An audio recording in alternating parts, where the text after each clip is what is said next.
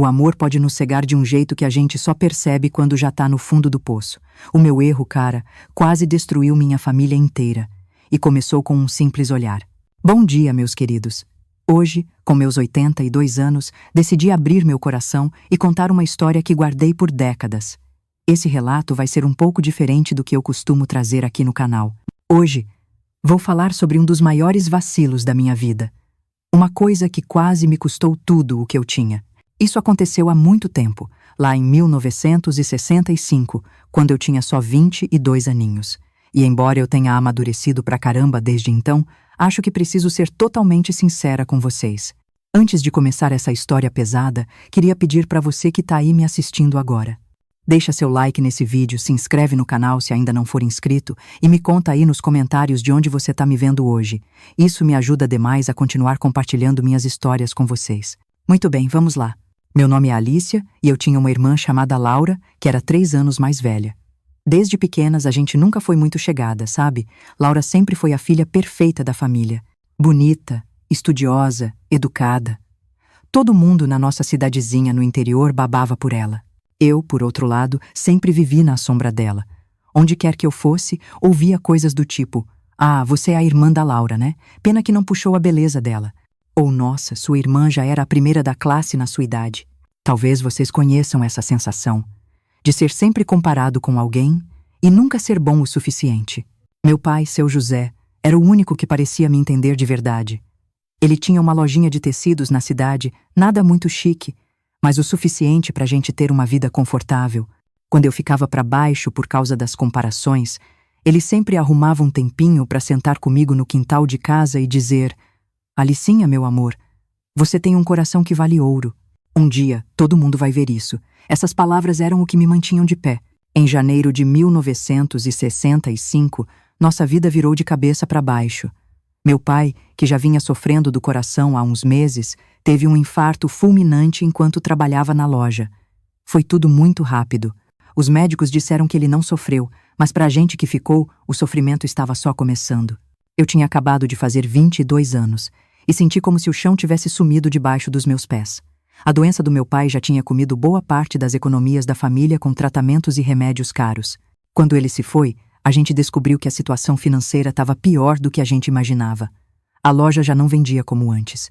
Tinha umas dívidas que ele escondia para não preocupar a gente e a conta no banco estava quase zerada. Foi nesse momento que eu vi um lado da minha irmã que eu nunca tinha percebido antes. Laura estava noiva de um cara chamado Antônio, um jovem médico recém-formado que tinha chegado na cidade há menos de um ano.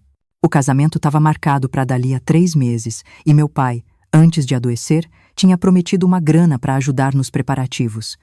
Laura já tinha recebido esse dinheiro e feito vários pagamentos adiantados. Quando a gente se reuniu para discutir as coisas do enterro, a conversa, claro, chegou na parte do dinheiro. Minha mãe, com os olhos ainda vermelhos de tanto chorar, falou que a gente ia precisar de grana para dar um enterro digno para o meu pai. Ela olhou para Laura e perguntou se ela podia devolver uma parte do que tinha recebido para o casamento, já que a gente estava numa emergência. O que aconteceu em seguida? Meu Deus! Nunca mais saiu da minha cabeça. Laura ficou vermelha, cruzou os braços e disse com uma frieza que me deu um arrepio: "Mãe, eu já dei a entrada do buffet, da decoração e tô para pagar o vestido importado. Não posso cancelar nada agora. Vou perder todo o dinheiro." Minha mãe, sem acreditar, insistiu: "Mas, minha filha, é o funeral do seu pai. A gente pode fazer um casamento mais simples depois." Foi então que minha irmã soltou as palavras que cortaram meu coração como uma faca. Papai ia entender que eu não posso comprometer meu casamento por causa disso. Ele sempre quis que eu tivesse o casamento dos sonhos. Se eu desistir de alguma coisa agora, nunca mais vou conseguir ter a festa que eu sonhei. Olhei para minha mãe naquele momento e vi uma mistura de dor e decepção que eu jamais vou esquecer. Sem ter o que fazer, a gente decidiu vender o broche de ouro que era da minha avó paterna.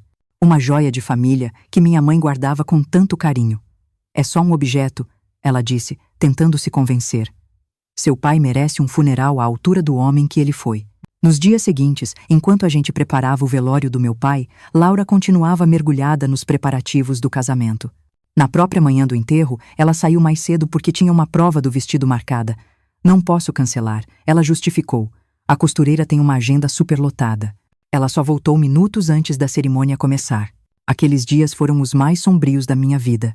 Eu me sentia completamente perdida, como se estivesse afundando num mar escuro sem conseguir respirar. Comecei a emagrecer, não dormia direito e muitas vezes me pegava chorando, sem nem perceber que tinha começado. Hoje eu sei que eu estava numa depressão profunda, mas naquela época, em 1965, quase não se falava sobre saúde mental, especialmente em cidade pequena como a nossa. O pior de tudo era que ninguém parecia notar o meu sofrimento. Minha mãe estava perdida na própria dor. E a Laura? Bem, a Laura estava ocupada demais com o casamento dela para prestar atenção em qualquer outra coisa. A casa vivia cheia de amostras de convites, catálogos de flores, revistas com modelos de penteados. Era como se a morte do meu pai tivesse sido só um inconveniente no grande plano do casamento perfeito. A atitude da Laura só piorou com o passar das semanas. Ela começou a me forçar a participar dos preparativos, dizendo que eu precisava parar de choramingar e seguir em frente. Quando eu não mostrava entusiasmo suficiente, ela soltava umas indiretas bem cruéis. Você devia se arrumar mais, sabia? Assim nunca vai arrumar ninguém. Ou papai não ia querer te ver assim, toda desleixada e deprimida. Um dia, durante um almoço de família para discutir os detalhes finais do casamento, Laura anunciou os nomes das madrinhas. Meu nome não estava na lista. Quando uma tia perguntou por que eu, a irmã, não seria madrinha, Laura respondeu sem nem piscar. A Alicia vai estragar as fotos com essa cara de enterro. Além do mais, ela não tem dinheiro para comprar o vestido que eu escolhi para as madrinhas. Senti como se tivesse levado um tapa na cara na frente de todo mundo. Saí da mesa sem dizer uma palavra e fui para o Jardim dos Fundos, onde meu pai costumava sentar comigo. Ali, deixei as lágrimas correrem soltas. Foi nesse momento que ouvi uma voz atrás de mim. Você tá bem? Era o Antônio, o noivo da Laura. A gente nunca tinha conversado muito, só o básico. Ele era um cara bonito, com um jeito gentil e uns olhos que pareciam que realmente te viam. Tentei disfarçar as lágrimas, com vergonha, mas ele já tinha visto. Não precisa fingir comigo, ele disse, sentando do meu lado no banco de madeira velho. O que a Laura disse foi cruel. Você não merecia aquilo. Fiquei surpresa com as palavras dele. Era a primeira vez que alguém reconhecia o jeito da minha irmã. Você é a irmã dela, ele continuou. Deveria ser a madrinha de honra, não importa o que aconteça.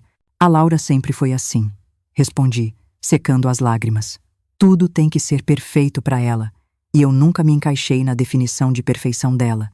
Antônio ficou em silêncio por um momento. Depois perguntou sobre o meu pai.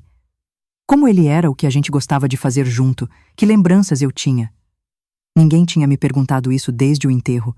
Todo mundo evitava o assunto, como se falar dele pudesse quebrar a gente ainda mais.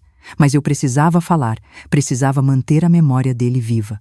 Contei pro Antônio sobre as tardes que a gente passava junto na loja, como meu pai me ensinava a reconhecer os diferentes tipos de tecido, as histórias que ele contava da infância dele, o sorriso gentil, e contei também sobre como a Laura tinha se recusado a ajudar com as despesas do funeral. Ela nunca me falou isso, disse Antônio, visivelmente chocado.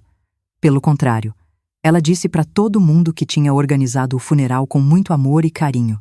Aquela primeira conversa durou quase 1 hora. Quando a gente voltou para dentro de casa, alguma coisa tinha mudado. Tinha uma conexão entre a gente, um entendimento silencioso.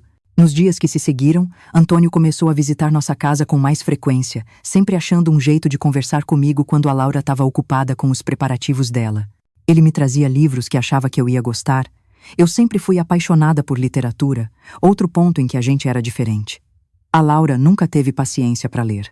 A gente conversava sobre sonhos, medos e esperanças. Ele me contava sobre os planos dele de abrir uma clínica na cidade, sobre os pacientes que atendia, sobre como ele queria fazer a diferença na vida das pessoas. Pela primeira vez em meses, eu me sentia vista, ouvida, valorizada. A dor da perda do meu pai ainda estava lá, claro, mas agora tinha uns momentinhos de luz entrando na escuridão. Um dia, Antônio me confessou que estava com dúvidas sobre o casamento. Disse que se sentia pressionado pela família da Laura e pelo status que o casamento traria, mas que não tinha certeza se era o que ele realmente queria. Quanto mais eu conheço a Laura, mais eu vejo um lado dela que me assusta, ele admitiu. Essa obsessão pelo casamento perfeito, como se fosse mais importante que qualquer outra coisa. Até mesmo mais importante que o luto pela morte do próprio pai. Eu deveria ter recuado naquele momento. Deveria ter percebido o terreno perigoso em que a gente estava pisando. Mas a verdade é que, na minha vulnerabilidade, aquelas palavras foram como um bálsamo. Alguém finalmente via o que eu via há tanto tempo. As semanas passaram e nossa aproximação continuou. A Laura estava tão focada nos preparativos dela que mal notava o quanto o Antônio e eu conversávamos. Ou talvez tenha notado e preferido ignorar, confiante de que a irmã sem graça dela jamais poderia ameaçar seu relacionamento. 2 semanas antes do casamento, Laura e eu tivemos uma briga horrível. Ela me acusou de tentar sabotar o grande dia dela, dizendo que minha cara de enterro estava deixando todo mundo desconfortável. "É por inveja, não é?" Ela gritou. "Você não suporta que eu vou ter tudo o que você nunca terá." Corri para a varanda, arrasada com as palavras dela. Foi lá que o Antônio me encontrou mais tarde naquela noite. Ele tinha vindo trazer umas amostras de convite para Laura aprovar, mas ela tinha saído com as amigas para finalizar os detalhes da despedida de solteira. "Eu ouvi sobre a briga", ele disse, sentando do meu lado. "A Laura não tinha o direito de falar com você daquele jeito." Contei para ele, entre lágrimas, as coisas que ela tinha dito. Ele me ouviu em silêncio e então, sem avisar, segurou minha mão. Nossos olhares se encontraram e naquele momento algo mudou entre nós. Ele se inclinou lentamente e me beijou. Foi um beijo suave no começo, como se ele também estivesse assustado com o que a gente estava fazendo. Mas logo se transformou em algo mais intenso, urgente, como se nós dois estivéssemos liberando toda a atenção e emoção que tínhamos reprimido por semanas. Quando nos separamos, assustados com o que tinha acabado de acontecer, ele sussurrou: "Isso não deveria ter acontecido. Mas eu não consigo me arrepender." Naquela noite, a gente cruzou uma linha que mudaria nossas vidas para sempre. Foi o início de um relacionamento secreto que duraria quase 2 meses, cheio de encontros escondidos, cartas secretas, olhares que carregavam promessas que não deveriam existir. Eu sabia que o que a gente estava fazendo era errado. Sabia que por mais que a Laura tivesse me magoado, nada justificava trair minha própria irmã daquele jeito. Mas naquele momento de fragilidade, com a dor da perda do meu pai ainda tão fresca, a atenção e o carinho do Antônio pareciam a única coisa que me mantinha com a cabeça fora d'água. Antônio me dizia que ia terminar com a Laura, que nunca a tinha amado de verdade, que tinha sido pressionado a pedir a mão dela em casamento pela posição social que isso traria. Prometia que a gente ficaria junto depois que tudo acabasse. E eu, na minha ingenuidade e desespero por conexão, acreditava em cada palavra. O que eu não sabia era que nosso tempo estava se esgotando rapidamente e que o preço a pagar seria muito mais alto do que eu jamais poderia imaginar. 2 semanas antes do casamento, comecei a notar umas mudanças na Laura. Ela me observava com mais atenção, perguntava sobre meus passeios, queria saber onde eu estava indo com tanta frequência. Naquela tarde de sábado, eu tinha me encontrado com o Antônio na praça da cidade. Ficamos só meia hora juntos, trocando umas palavras. Um beijo rápido atrás da grande árvore central, longe dos olhares curiosos. Voltei para casa com o coração acelerado, como sempre acontecia depois desses encontros proibidos. Quando entrei no meu quarto, notei na hora que algo estava diferente. Meu diário, que eu sempre guardava debaixo do colchão, estava sobre a cama, aberto exatamente na página onde eu tinha escrito sobre meu primeiro beijo com o Antônio. Senti um arrepio na espinha. As cartas que ele tinha me escrito, que eu guardava numa caixa de sapatos no fundo do armário, também estavam espalhadas sobre a cama. Ouvi passos no corredor e me virei, dando de cara com a Laura parada na porta. Seus olhos estavam vermelhos e inchados. As mãos tremiam segurando uma das cartas mais recentes do Antônio. "Como você pôde?" Ela sussurrou, a voz embargada pela dor e pela raiva. "Minha própria irmã." Tentei explicar. Gaguejei umas palavras sem nexo sobre solidão, sobre como tudo aconteceu sem planejar, mas ela não queria ouvir. "Me poupe das suas desculpas," ela disse, a voz agora mais alta. "Você sempre me invejou. Sempre quis o que era meu desde pequena, mas isso, roubar meu noivo há 2 semanas do casamento. Isso é baixo demais até para você, Alicia." Aquela noite foi um inferno. Laura se trancou no quarto, se recusando a falar comigo ou com nossa mãe, que não entendia o que estava acontecendo. No dia seguinte, era domingo, dia do tradicional almoço de família. Tios, tias, primos, todo mundo reunido para uma das últimas confraternizações antes do grande casamento. Mamãe tinha preparado um frango assado especial, a receita favorita do papai, como uma forma de mantê-lo presente em nossas vidas. Estávamos todos à mesa quando Laura finalmente desceu. Seus olhos ainda estavam inchados, mas havia algo diferente nela, uma determinação fria que me deu medo. Ela esperou que todos se servissem, que as conversas começassem a fluir e então bateu o garfo contra o copo de cristal, pedindo atenção. Tenho um anúncio a fazer, ela disse. A voz artificialmente calma. O casamento está cancelado. Um silêncio chocado caiu sobre a mesa. Nossa tia Cecília foi a primeira a reagir. Mas por que, querida? Vocês brigaram? Tenho certeza que qualquer briguinha pode ser resolvida. Laura sorriu. Um sorriso que não chegava aos olhos. Não é uma briguinha, tia. É uma traição. Ela então me encarou diretamente. Descobri ontem que o Antônio e a Alícia estão tendo um caso há semanas, bem debaixo do meu nariz, na minha própria casa. Foi como se uma bomba explodisse na sala de jantar. Todos os olhares se viraram para mim. Alguns incrédulos, outros acusadores. Minha mãe deixou cair o garfo, o barulho metálico ecoando no silêncio chocado. Alícia, isso é verdade? Ela perguntou, a voz mal saindo. Não consegui responder. A vergonha, a culpa, tudo se misturava dentro de mim, fechando minha garganta. Meu silêncio foi resposta suficiente. Encontrei as cartas dele, continuou Laura, tirando uma delas do bolso do vestido. Querem ouvir o que o meu noivo escrevia para a minha irmã? Sem esperar resposta, ela começou a ler. Alícia, cada momento longe de você é uma tortura. Quando estou com a Laura, só consigo pensar em você, nos seus olhos, no seu sorriso. Vou terminar tudo com ela depois do jantar de ensaio e então poderemos ficar juntos sem nos escondermos. Um murmúrio de indignação percorreu a mesa. Tio Roberto, irmão do meu pai, bateu com o punho na mesa. Que vergonha! Seu pai mal esfriou no túmulo e você desonra a família dessa maneira.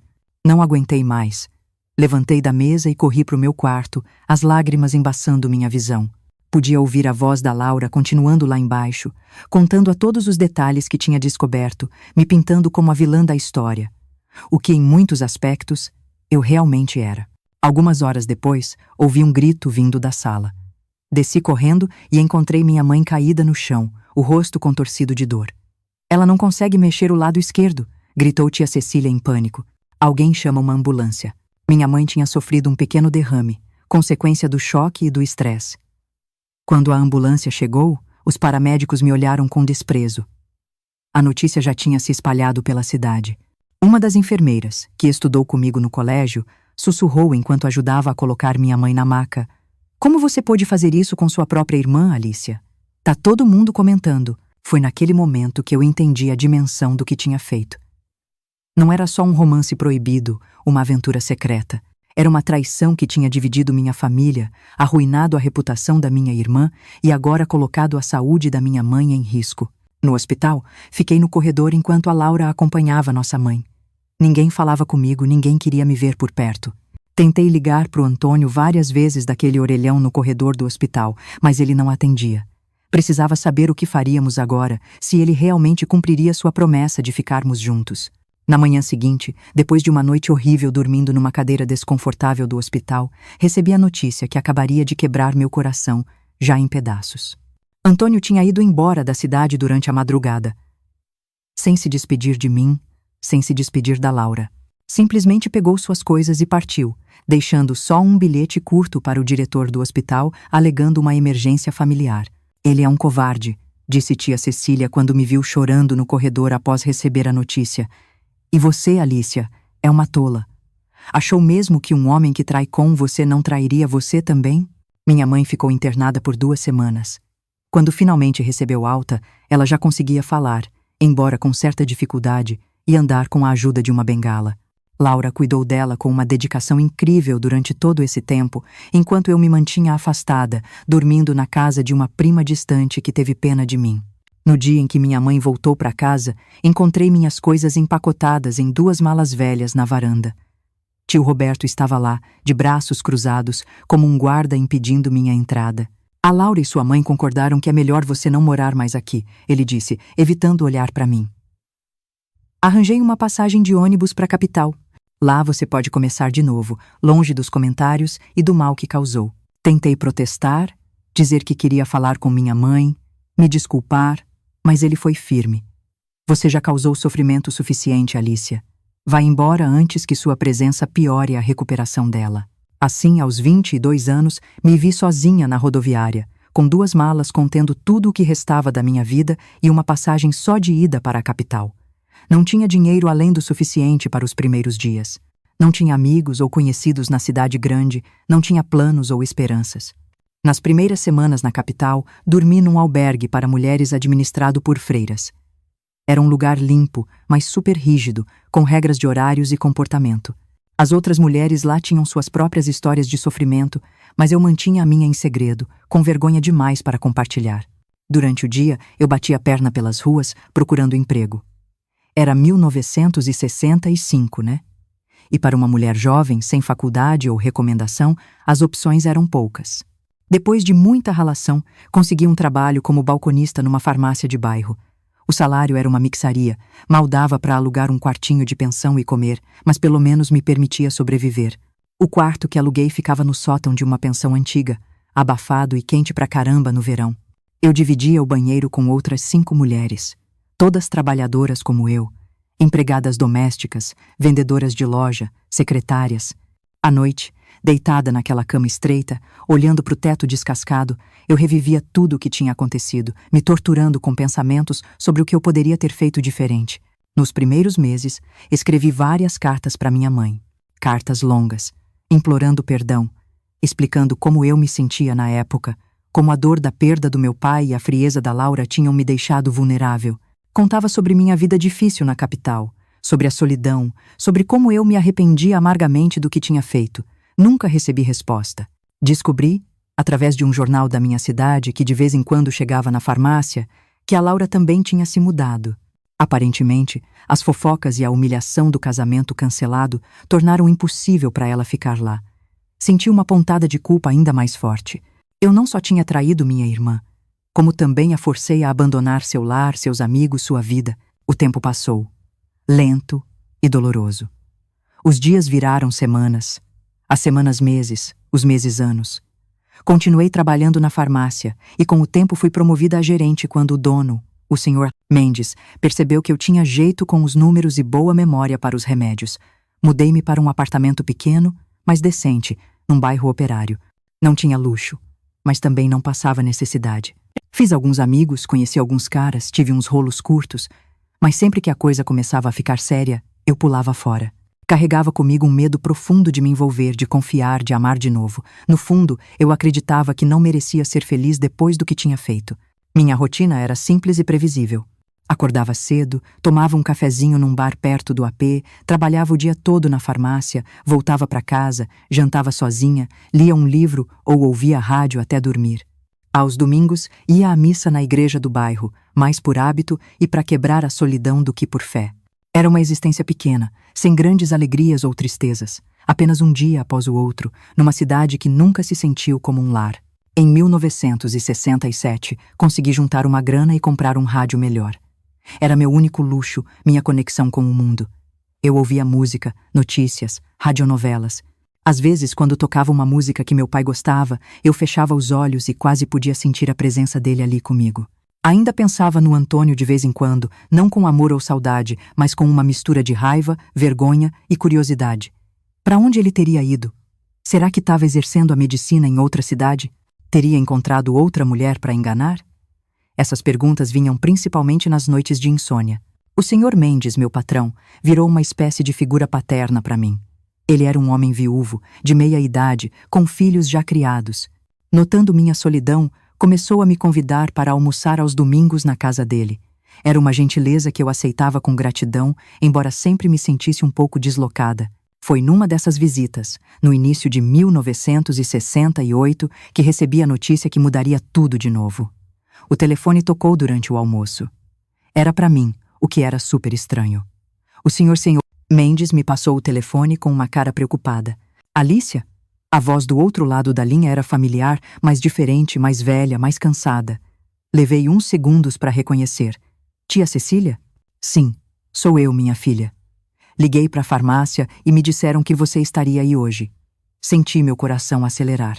Se a tia Cecília se deu ao trabalho de me procurar depois de tanto tempo, algo sério devia ter acontecido. O que houve, tia? Tá tudo bem? Um silêncio pesado. Depois um suspiro profundo. É sua mãe, Alicia. Ela está muito doente. Os médicos não dão muito tempo. Ela pediu para te ver. Aquelas palavras caíram sobre mim como um balde de água fria. Minha mãe pedindo para me ver depois de quase 3 anos sem nenhum contato. Devia estar muito mal mesmo. Como? Como ela está? Consegui perguntar, com a voz embargada. É o coração. Está muito fraco. Ela teve outro derrame na semana passada, menor que o primeiro, mas no estado dela. Bem, os médicos dizem que é questão de dias, talvez semanas. Tô indo? Disse sem hesitar. Pego o primeiro ônibus amanhã de manhã. Alicia, tia Cecília hesitou. A Laura também está aqui. Voltou assim que soube. Vocês terão que se encontrar. Senti um nó na garganta. Laura, minha irmã, a quem eu havia traído da pior maneira possível. Como seria encarar ela depois de tudo? Entendo, foi tudo o que consegui dizer. Chegarei o mais rápido possível. Desliguei e voltei para a mesa com as pernas bambas. O Sr. Mendes, notando minha palidez, me ofereceu um copo d'água e um ombro amigo. Contei para ele por cima a situação, omitindo os detalhes mais dolorosos. Ele, com sua gentileza de sempre, não fez perguntas. Só me deu uns dias de folga para eu poder viajar. Naquela noite, arrumei uma malinha, só o essencial.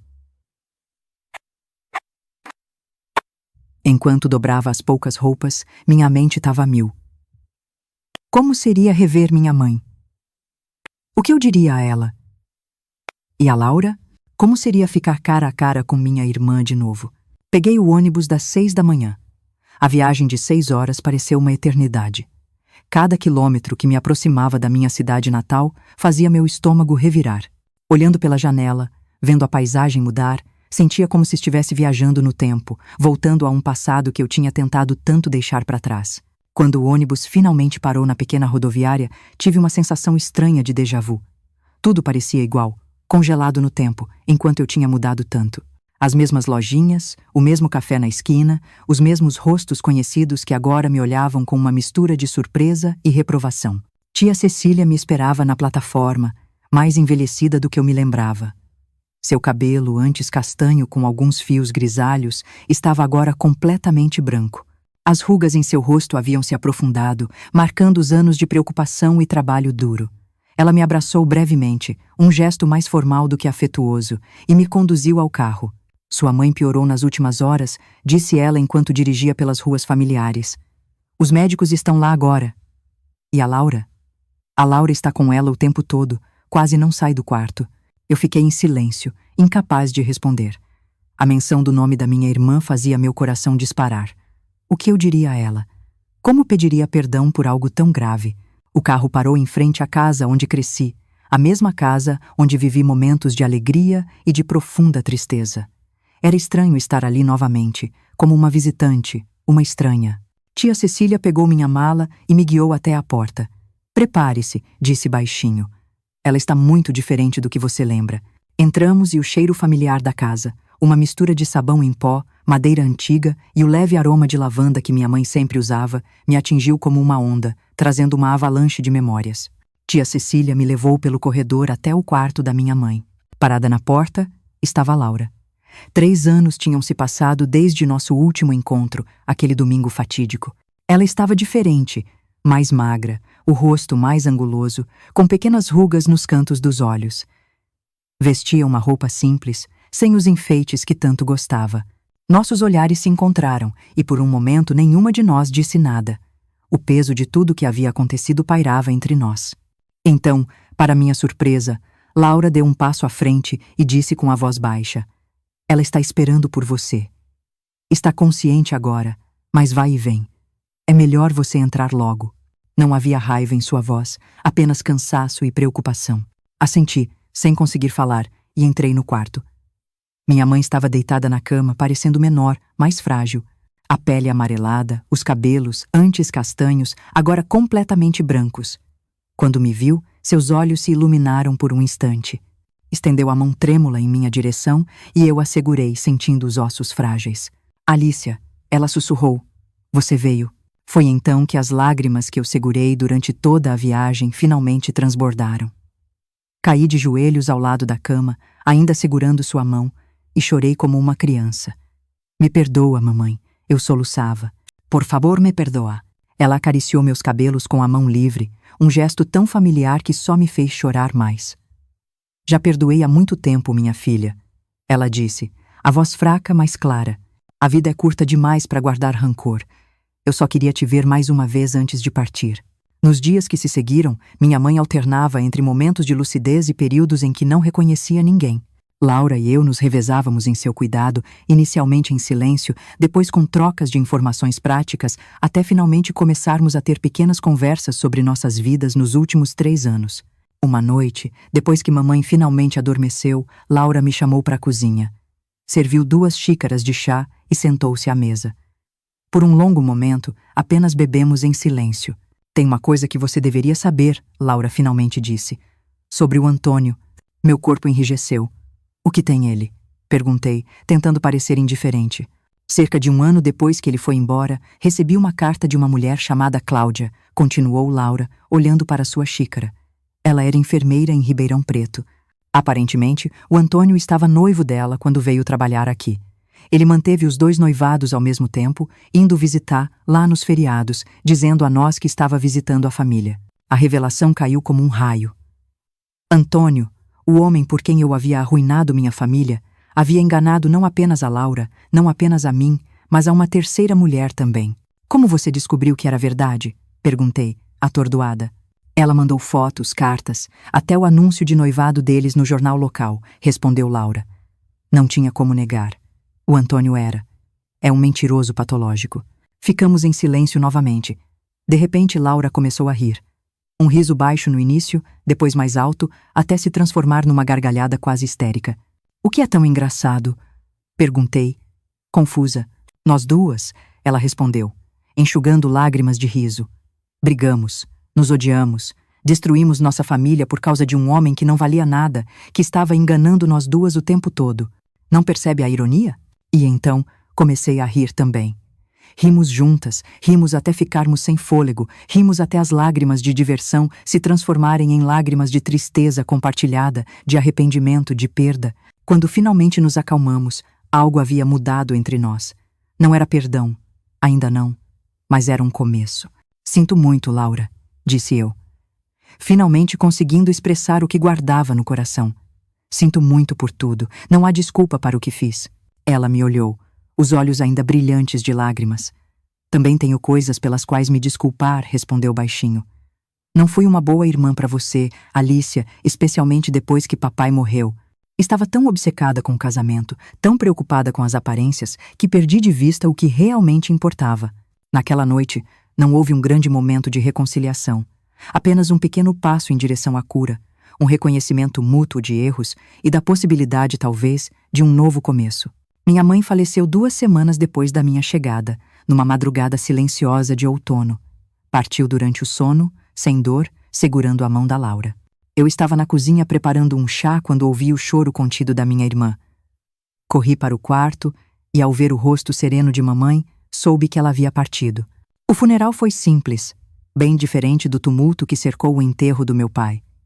Poucos vizinhos compareceram. A maioria das pessoas ainda me olhava com desconfiança, mas não importava.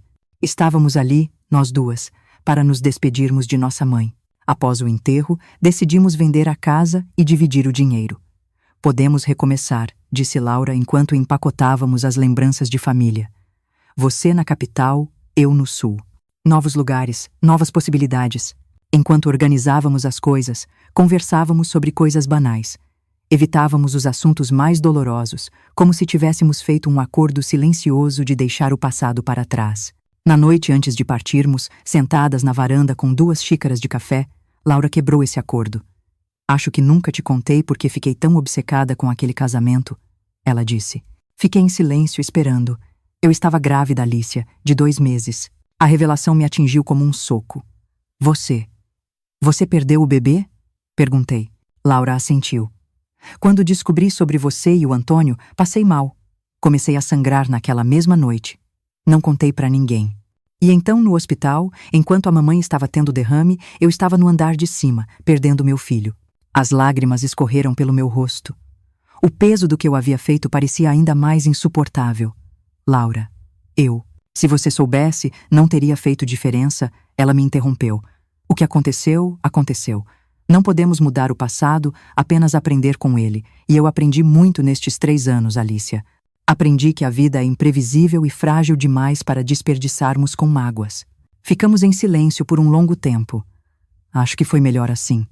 Laura continuou. Imagina se eu tivesse me casado com ele, tido aquele filho. Estaria presa a um homem que não valia nada. Ainda dói, perguntei, referindo-me a tudo. Às vezes, ela respondeu honestamente, mas não como antes.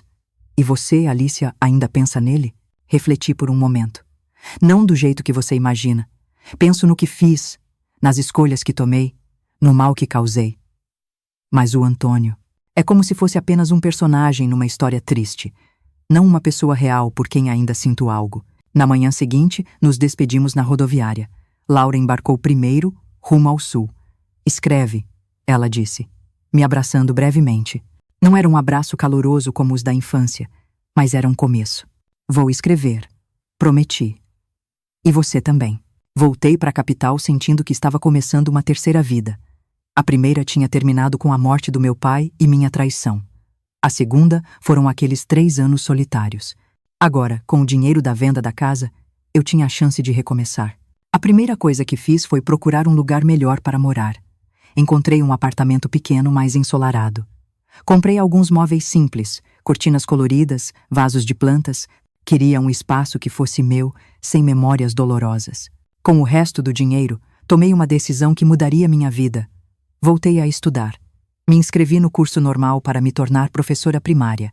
Aos 25 anos, eu era bem mais velha que a maioria das alunas, mas aos poucos fui me adaptando. Os estudos me deram um propósito, uma direção. Quando não estava em aula, continuava trabalhando na farmácia em horário reduzido. O Sr. Mendes, compreensivo como sempre, ajustou minha escala. Mantinha a correspondência com a Laura. Suas cartas, no início curtas, foram se tornando mais calorosas. Ela me contava sobre sua nova vida no Sul, sobre seu trabalho numa empresa de exportação. Em troca, eu escrevia sobre meus estudos, sobre a farmácia. Em uma dessas cartas, Laura mencionou que havia conhecido alguém. Ele se chama Geraldo, escreveu. É viúvo, tem uma pequena fazenda. É um homem simples, mas honesto e gentil. Ele me faz sentir em paz. Fiquei muito feliz por ela. O tempo passou e nossa correspondência, embora menos frequente, nunca cessou. Era como se estivéssemos, palavra por palavra, reconstruindo uma ponte sobre o abismo que havíamos criado. Em 1969, 4 anos após a tragédia, recebi uma carta de Lina com uma notícia que me deixou emocionada. Ela e Geraldo estavam noivos. Será uma cerimônia simples, escreveu. Sei que é pedir muito, mas gostaria que você viesse, Alicia. Gostaria que minha irmã estivesse presente no meu casamento. Li e reli aquele convite várias vezes, com lágrimas nos olhos. Era mais do que um convite. Era um gesto de perdão, de reconciliação. Respondi imediatamente, aceitando. O casamento aconteceu num domingo ensolarado de setembro. A fazenda de Geraldo era bonita e bem cuidada. Lina estava radiante num vestido azul claro, infinitamente mais bonita em sua felicidade genuína. Fiquei nervosa ao encontrá-la, mas meus medos se dissiparam quando ela me abraçou. Um abraço verdadeiro desta vez. Estou tão feliz que você veio, disse ela. Não seria o mesmo sem você. Durante a cerimônia, observei minha irmã pronunciar seus votos com voz firme. Ao olhar para Geraldo, pude ver o amor genuíno em seus olhos. Era tão diferente da relação que ela tivera com Antônio. Na pequena recepção, Lina me apresentou a Geraldo. Era um homem alto, de aparência bondosa. Sua irmã me falou muito sobre você, disse ele. É um prazer finalmente conhecê-la. Espero que tenha falado bem, respondi, meio brincando. Falou a verdade, ele disse. Sobre o passado, sobre os erros, sobre o aprendizado e sobre como vocês, duas, estão reconstruindo sua relação. Isso me diz muito sobre o caráter de ambas. Aquelas palavras simples me tocaram profundamente. Talvez fosse possível, afinal, não ser para sempre definida pelo meu pior erro. Voltei para a capital com um sentimento renovado de esperança. Pela primeira vez em muito tempo, sentia que o futuro poderia guardar coisas boas para mim também. E foi assim que, nas semanas seguintes, quando o Sr. Mendes me apresentou a um amigo, um professor de química chamado Otávio, permiti-me notar seu sorriso gentil. Permiti-me responder ao seu interesse. Permiti-me, pela primeira vez em anos, a possibilidade de abrir meu coração novamente. Otávio era viúvo, alguns anos mais velho que eu. Sua esposa havia falecido de pneumonia 2 anos antes. Começamos a conversar sobre o tempo, os remédios, as notícias. Com o tempo, as conversas se tornaram mais pessoais. Um dia, ele me convidou para tomar um café. Hesitei. Desde o Antônio, eu não havia me permitido nenhum envolvimento sério. É apenas um café. Alicia, ele disse. Percebendo minha hesitação, aceitei, com uma pequena chama de esperança se acendendo dentro de mim. Aquele café marcaria o início de uma nova fase na minha vida. Uma fase que eu nunca imaginei merecer, mas que estava pronta, finalmente, para abraçar. Aquele primeiro cafezinho com o Otávio virou outro, e depois um jantar. Logo, a gente estava se encontrando sempre. Ele era diferente de qualquer homem que eu já tinha conhecido. Paciente, atencioso, sem pressa. Nunca me pressionava. Tinha uma calma nele que me acalmava. Quando ele falava da matéria dele, química, os olhos brilhavam. Veja, Alicia, ele dizia, desenhando moléculas em guardanapos de papel, o mundo inteiro é feito de ligações. Átomos que se conectam, se transformam, às vezes se separam, mas sempre buscando equilíbrio. Eu sorria, pensando como aquilo parecia uma metáfora para a vida da gente. Otávio tinha 35 anos quando a gente se conheceu, 7 anos mais velho que eu. A experiência estava marcada no rosto dele, umas ruguinhas nos cantos dos olhos, uns fios grisalhos. Ele tinha perdido a esposa para uma pneumonia que complicou rápido, deixando ele arrasado. Por um tempo, achei que nunca mais ia sentir nada além de dor. Ele me confessou uma noite. Mas aí, um dia, eu percebi que o sol ainda nascia, as flores ainda abriam, a vida insistia em continuar. Aquelas palavras me tocaram fundo. Eu também conheci a dor, o arrependimento, a sensação de não merecer um novo começo. Mas ali estava eu. 6 meses depois do nosso primeiro café, sentindo meu coração se abrir devagarinho. Em 1970, me formei no curso normal com notas boas. Senti um orgulho danado de mim mesma. Aos 27 anos, eu tinha transformado minha vida. Logo consegui um emprego como professora numa escola primária.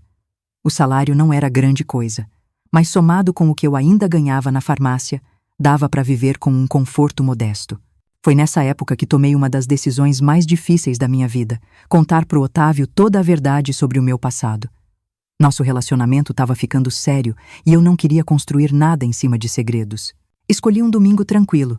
Com o coração na boca, contei tudo. A morte do meu pai, o casamento da Laura, meu rolo com o Antônio, a tragédia que veio depois. Falei do derrame da minha mãe, do meu exílio na capital, dos anos de culpa e solidão. Não escondi nada. Otávio me ouviu em silêncio. Quando terminei, eu estava exausta. Eu entendo se você quiser ir embora agora, eu disse, sem conseguir olhar para ele. Para minha surpresa, ele pegou minhas mãos.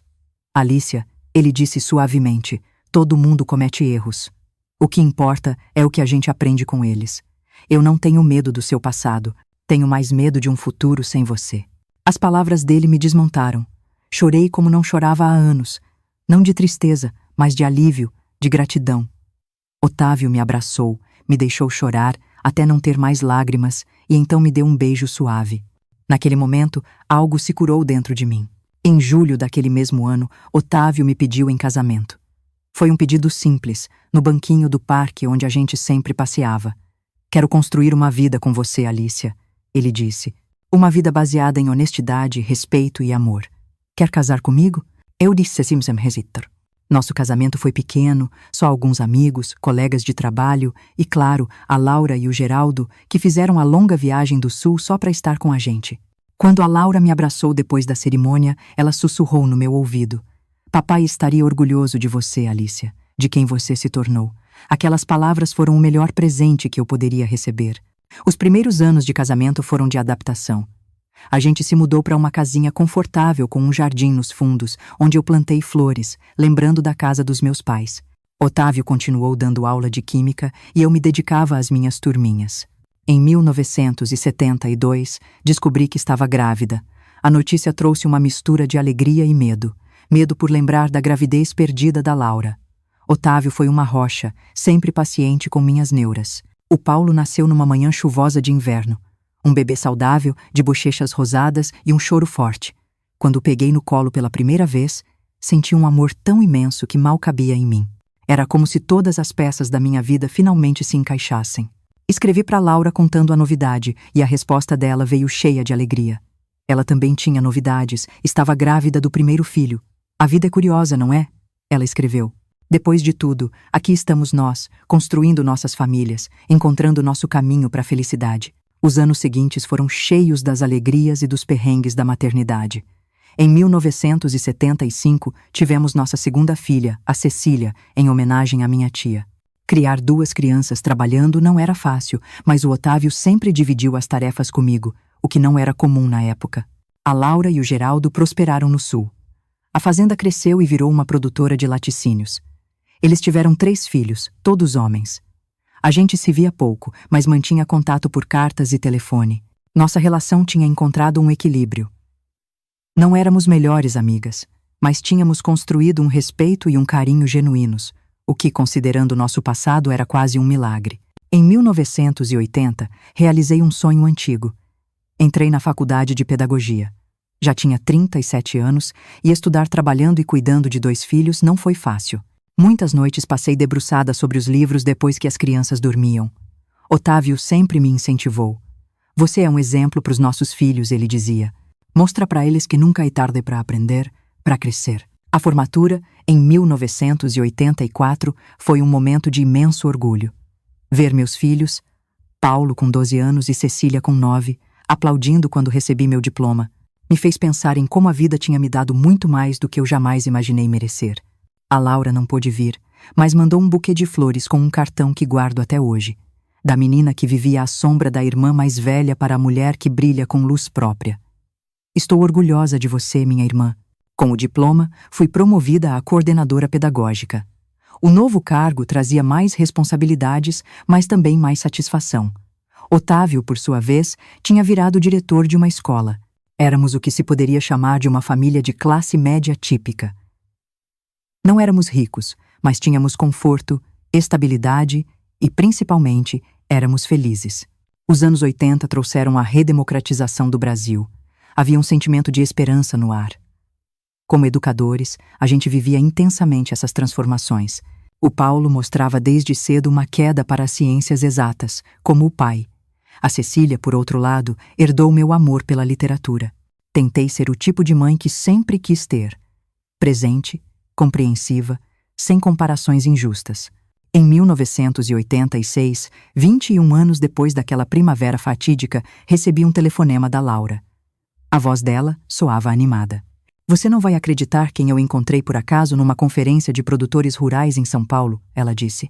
Meu coração deu um pulo. Antônio, perguntei. Exatamente, confirmou a Laura. Ele é agora um médico de meia idade, com cabelos grisalhos e uma aliança dourada no dedo. Não me reconheceu de cara, ou fingiu não reconhecer. O que você fez? Perguntei, curiosa. Abordei ele no coffee break, contou a Laura, e eu podia ouvir o sorriso na voz dela. Você precisava ver a cara dele quando eu disse meu nome. Ficou branco como papel. Aí eu só perguntei da vida dele, como qualquer conhecida faria. Ele gaguejou, disse que estava bem, que tinha uma clínica e 3 filhos. Então eu pedi licença e saí, deixando ele lá, provavelmente se perguntando se eu ia contar alguma coisa para a esposa dele. Você contaria? Perguntei. Claro que não, ela respondeu na hora. A gente não ganharia nada com isso e outras pessoas sofreriam. Algumas histórias é melhor deixar no passado. Concordei com ela. O Antônio era parte de um capítulo das nossas vidas que a gente tinha fechado há muito tempo. No final daquele ano, nossa família foi passar as férias na fazenda da Laura. Era verão e as crianças, primos que se viam pouco, logo estavam correndo pelos campos. Uma noite, enquanto os homens discutiam política na sala e as crianças jogavam cartas, Laura e eu ficamos sozinhas na varanda. O céu estava incrivelmente estrelado. Você está feliz, Alicia? Minha irmã perguntou. Refleti por um momento. Sim, eu disse. Não é a vida que eu imaginei quando era jovem. É melhor em muitos aspectos, mais difícil em outros. Mas sim, sou feliz. E você? Laura assentiu. Também sou. É curioso, não é? Depois de tudo o que passamos, encontramos nosso caminho para a felicidade. Acho que é isso que significa crescer, respondi. Aprender com os erros, seguir em frente. Encontrar paz com o passado. Você já se perdoou, Alicia? Perguntou a Laura, me olhando diretamente. Completamente, quero dizer. A pergunta me pegou de surpresa. Tinham se passado mais de 20 anos. Acho que sim, eu disse finalmente. Não foi fácil, mas entendi que não sou apenas o pior erro que cometi. Aquela menina de 22 anos, magoada e confusa, não é quem eu sou hoje. Laura assentiu, satisfeita. Fico feliz em ouvir isso, porque eu te perdoei há muito tempo, Alicia. Completamente. Aquelas palavras foram como um bálsamo final para uma ferida antiga. Estendi a mão e segurei a dela, um gesto que dizia mais do que qualquer palavra. Voltamos para casa após 2 semanas maravilhosas. A vida seguiu seu curso. Os filhos cresceram, os cabelos embranqueceram. Otávio e eu nos aposentamos. Vimos o Paulo se formar em engenharia e a Cecília em letras. Celebramos casamentos, nascimentos de netos. Ao longo dos anos, mantive contato com a Laura. Nossa relação, embora marcada pelo passado, tinha encontrado um equilíbrio saudável. Em 1995, quando eu tinha 52 anos e a Laura 55, recebi um telefonema que mudaria tudo de novo. A voz da minha irmã soava hesitante. Alicia, preciso te contar uma coisa, mas não quero que você se alarme. Meu coração gelou. O que aconteceu, Laura? É sobre mim. Fiz uns exames. Encontraram um caroço no meu seio esquerdo. Senti como se o chão tivesse sumido. Câncer. Naquela época, era quase uma sentença de morte, especialmente numa cidade pequena. Já fiz a biópsia, continuou a Laura, a voz agora mais firme.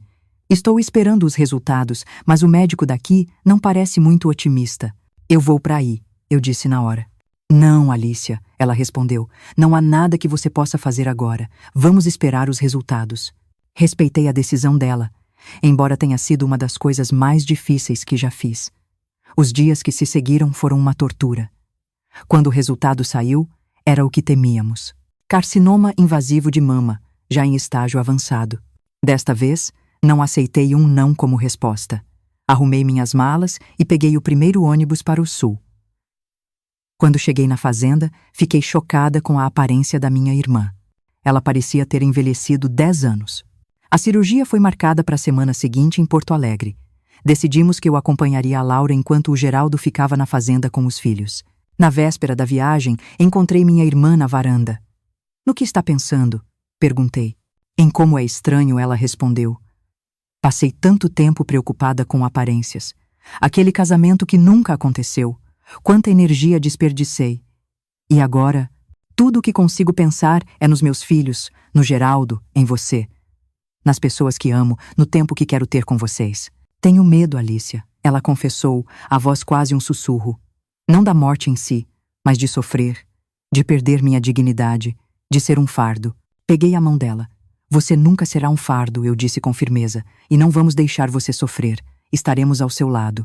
Os dias em Porto Alegre foram um borrão de hospital. A cirurgia foi longa. Fiquei na sala de espera por 8 horas. Quando o médico finalmente apareceu, seu rosto cansado não trazia boas notícias. Haviam encontrado metástases. O câncer estava se espalhando. Os meses seguintes foram uma batalha. A Laura enfrentou sessões de radioterapia, perdeu o cabelo, sofreu com náuseas terríveis. Através de tudo isso, manteve uma dignidade e uma força que me deixavam admirada. Pedi um afastamento da escola e passei a dividir meu tempo entre a capital e a fazenda. Foi durante esse período que o Geraldo me contou algo que nunca esqueci. Sabe qual foi a primeira coisa que a Laura me disse quando soube do diagnóstico? Ele perguntou. Ela disse, Geraldo, prometa que vai manter contato com minha irmã Alicia depois que eu me for. Ela é mais forte do que pensa, mas não deve ficar sozinha. Chorei ao ouvir isso. Por quase 1 ano, a vida seguiu nesse ritmo estranho. Houve momentos bons e dias terríveis. Numa tarde boa, quando os médicos falavam em remissão, estávamos as 2 sozinhas no quarto dela. Alicia, ela disse, quero te pedir uma coisa. Quero que você prometa que vai continuar vivendo plenamente, não importa o que aconteça comigo, que vai aproveitar cada dia, que vai amar seus filhos e netos, que vai viajar, aprender coisas novas, rir muito. Prometi, com lágrimas nos olhos. E por um tempo, parecia que minha fé estava justificada. A Laura melhorou. Voltei para minha rotina na capital, ligando para ela sempre, visitando-a a cada 2 meses. Em 1997, 2 anos após o diagnóstico, recebi outro telefonema. Era o Geraldo. Alicia, ela está no hospital. O câncer voltou, agora nos ossos e no fígado. Os médicos dizem que não há muito mais o que fazer. Mais uma vez, fiz as malas. Encontrei a Laura num quarto de hospital, conectada a tubos. Mesmo assim, quando me viu, abriu um sorriso fraco. Você veio. Claro que vim, respondi. Sempre virei quando você precisar. As semanas seguintes foram uma despedida lenta. A Laura foi transferida para casa. Eu dormia num colchonete ao lado da cama dela. Às vezes, quando a morfina aliviava a dor, a gente relembrava a nossa infância. Numa dessas conversas, a Laura me perguntou: Você acha que nossos pais estariam orgulhosos de nós, Alicia? Apesar de tudo, acho que sim, respondi. Cometemos erros, mas encontramos nosso caminho de volta uma para a outra. Construímos vidas significativas. Criamos filhos bons. Sim, acho que eles estariam orgulhosos. Estou feliz por termos tido essa segunda chance, ela murmurou. Feliz por termos encontrado o caminho de volta para sermos irmãs de verdade. Numa manhã de domingo acordei com o silêncio. Um silêncio diferente. Soube, antes mesmo de olhar, que a Laura havia partido. Seu rosto estava sereno. Sentei na beira da cama e segurei sua mão ainda quente pela última vez. Adeus, minha irmã, sussurrei. Obrigada por me ensinar sobre perdão, sobre recomeço, sobre amor. O funeral foi na pequena capela da cidade. Estava lotado. Parecia que toda a comunidade tinha aparecido. A Laura tinha tocado muitas vidas. Otávio, Paulo e Cecília vieram para o funeral. Geraldo estava destruído. Voltei para casa uma semana depois, carregando não apenas a tristeza, mas também uma gratidão profunda pelo tempo que tivemos juntas. Nos anos que se seguiram, mantive contato próximo com a família da Laura.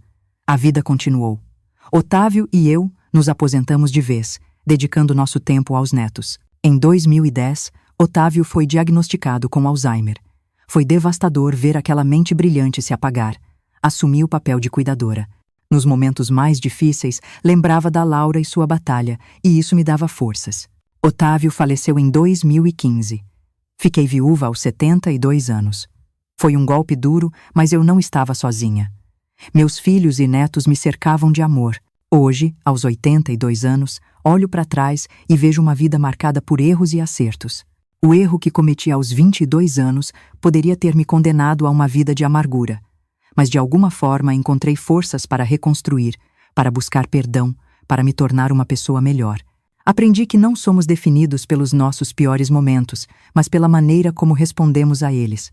A história que compartilhei com vocês hoje não é só sobre uma traição. É sobre redenção, sobre segundas chances, sobre a capacidade de perdoar e ser perdoado. Se há algo que eu gostaria que vocês levassem desta história, é que nunca é tarde demais para recomeçar. Nossas escolhas do passado não precisam determinar nosso futuro. A jornada não será fácil. A minha certamente não foi. Mas se persistirmos, podemos encontrar paz. E quanto ao amor?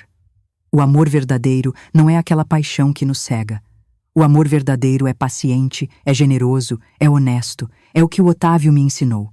É o que a Laura e eu, apesar de tudo, conseguimos reconstruir como irmãs.